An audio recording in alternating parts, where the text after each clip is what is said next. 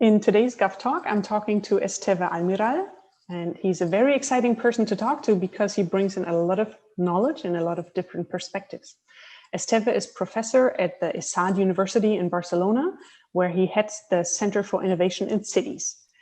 He's very interesting because he also knows the corporate side of all these things. He used to work in the business IT sector with a career in consulting and banking. And I am very happy that he took the time to talk to us today. So let's jump right into the conversation. Thank you very much for the invitation. I'm very happy to be here and talk to you. And thank you. We are very happy.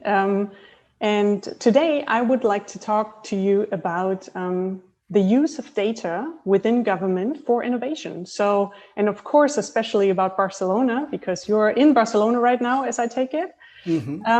So when I think of Barcelona, every city, I'm in Berlin right now. So every city has, unique infrastructure and a unique culture and unique circumstances. So I was wondering, what are the challenges in Barcelona that Barcelona faces, and how can you tackle these challenges in Barcelona?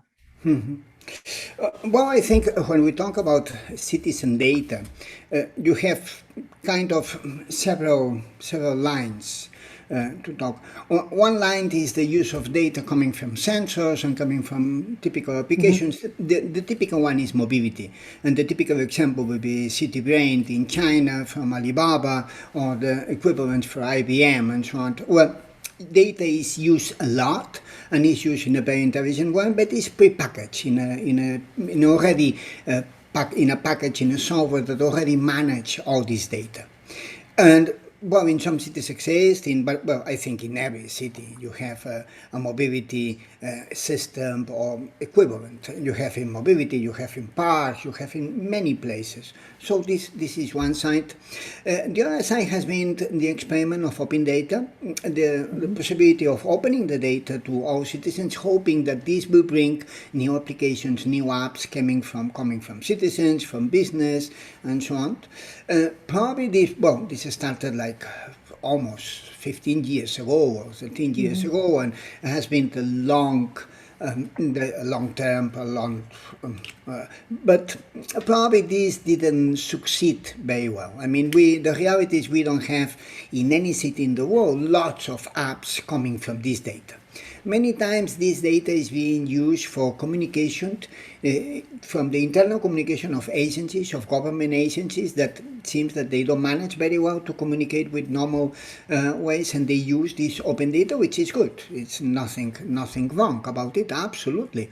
It's good, but it's not the main purpose of opening the data to all citizens. I think that, in Barcelona, like in another city, we didn't manage to have these apps, these widely used apps and so on. The one that people use more is Google Maps, which maybe is not the best example of using open data, but they use open data coming from cities. The third one, that is probably the most interesting that is coming now, is the use of data for data analytics and AI. This has been the new thing, the thing that didn't exist before, and how can we use data analytics and AI for the city? The voyage, the trip of Barcelona in this dimension has been the same as in other cities.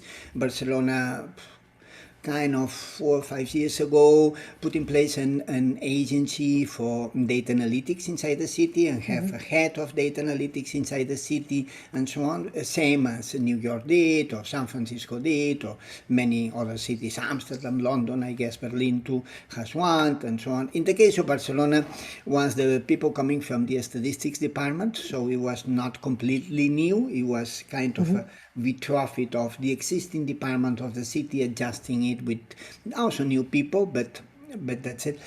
And since then, some projects have been done, but normally projects that you can categorize in the category of improvements. That's really interesting that you just mentioned that AI and big data is not really implemented in the big projects yet, because I do have to say over here, Barcelona, of course, is always mentioned as the the role model of smart cities. So it is interesting to get an insight on that. But maybe one question, is that a finance problem, or is that a people problem, or like why do we not see the big jumps toward what AI potentially could do in a city? I think you have a lot of problems. It's very difficult to singularize one problem. One important case is that cities normally innovate copying. So if there are business cases, or there are interesting business cases somewhere in the world, I mean, cities and in general, the public sector tries to imitate and to import, maybe not exactly copying, but taking the patterns and then adopting these patterns locally with the different, in different ways or in the different fashions and so on, but basically adopting the patterns of the best cases that exist. The problem is that there are not best cases for AI and analytics in cities in the world. So if you look around, you don't see cases that you say, oh, well, this use of analytics. I mean, the ones that you find is the ones around mobility, kind of city brain. I mean, if you have all the data, you can improve, but not even that, because, well, at the end, you depend very much on how wide are the streets. And the streets that you have are the streets that you have. For example, in Barcelona, we have part of the city that is medieval, that is 14th century, 13th century, 12th century, and so on. Well, no matter how much data do you have, well, you cannot fit 2 cars there because only 1 car fits there. So the amount of traffic that you can put there is the amount that you can put there. There is no other way. You can have all the data of the world, and, well, that's it. At the end, this will be as a Pietronal city, a Pietronal part of the city. That's pretty obvious. It's not made for cars. It's clear. So one case is cases. I mean, we don't have good cases of that people can easily imitate and transform and so on. Another one is talent, resources. Cities probably will, I think it's clear that cities probably will never have enough talent in AI or in analytics to fit the needs that they have. So they have to reach out other constituencies. Organizations like Focus, universities, other type of constituencies. In America, you have these data labs that come from universities, research organizations, and so on. These bridges have to be made, has to be created, and trust has to be. In Barcelona, we have one that is Eurecat. It's a lab, it's a kind of national lab, and they use a lot Eurecat for this. In fact, the 2 experiments, the 2 cases that I was talking before, they were not at Eurecat, not inside the city. It was a work that was commissioned outside the city to this lab, to Eurecat. Sometimes these bridges are not made, and this is a problem.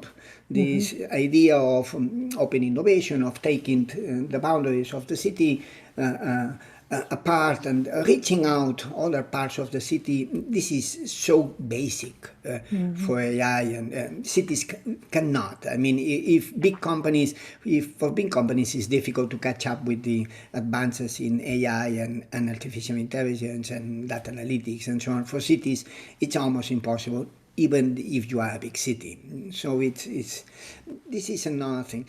Then there is the political will to deal with data or not. And then probably in Barcelona now we have a government that is more on the activist side, inside the government, not outside, which is funny sometimes because activists are outside the government and not inside the government. In our case, we have activists inside the government, then into the implementation part, into the implementation side of doing things in the city. So the amount of projects that you have around these particularly technological things is very limited, to say the most. And when we have projects on this realm, it's either small things or things related to people and not very techy projects in this moment.